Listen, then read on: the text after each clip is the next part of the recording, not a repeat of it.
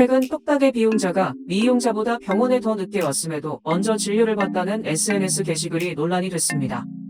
해당 글이 퍼지면서 일부 인터넷 육아 커뮤니티에서는 애플리케이션으로만 예약받는 병원도 있다며 치료받을 권리를 동등하게 보장받지 못한다는 불만이 나오기도 했습니다.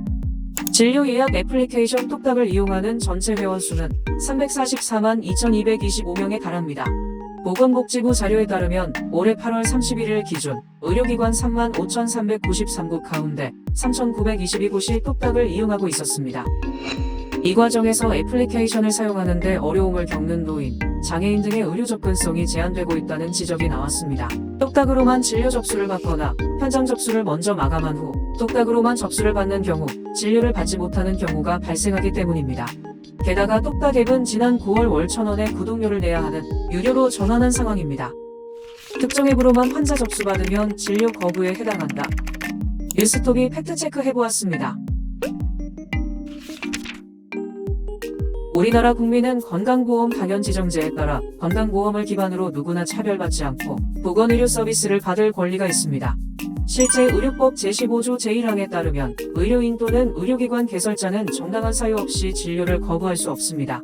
경상, 의료 인력 부족 등 의료 거부 사유가 예외적으로 인정되는 경우도 있지만 복지부에서도 특정 접수 방법으로 인해 환자의 진료 접근성을 제한하지 않도록 협조를 요청한 상황입니다. 보건복지부 보건의료정책과 관계자는 뉴스톱과의 통화에서 같은 입장이어도 질문 초점에 따라 답변이 달라질 수 있다고 답했습니다. 앱으로만으로 단정지어 진료 접수를 받으면 위법 소지가 있냐는 질문에는 그렇다고 말할 수 있다는 것입니다. 하지만 현장 접수와 애플리케이션 접수를 병행했지만 일정이 다 찬 상황 등으로 부득이하게 접수를 받지 못할 때는 진료 거부 소지가 있다고 볼 수는 없다고 했습니다.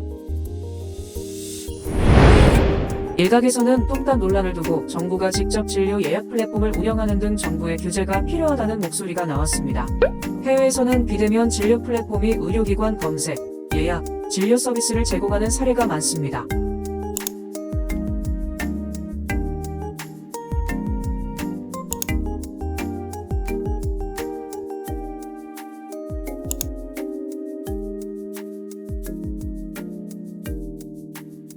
진료 플랫폼은 크게 3가지 경우로 나눌 수 있었습니다.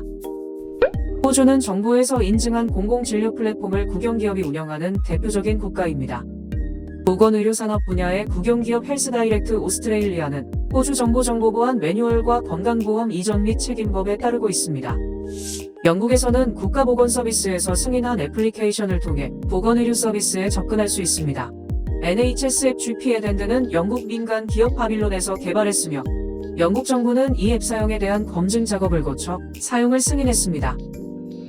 미국은 정부 인증 없이 민간에서 비대면 진료 플랫폼을 개발해 자유롭게 관리 및 운영하는 방식을 택하고 있습니다.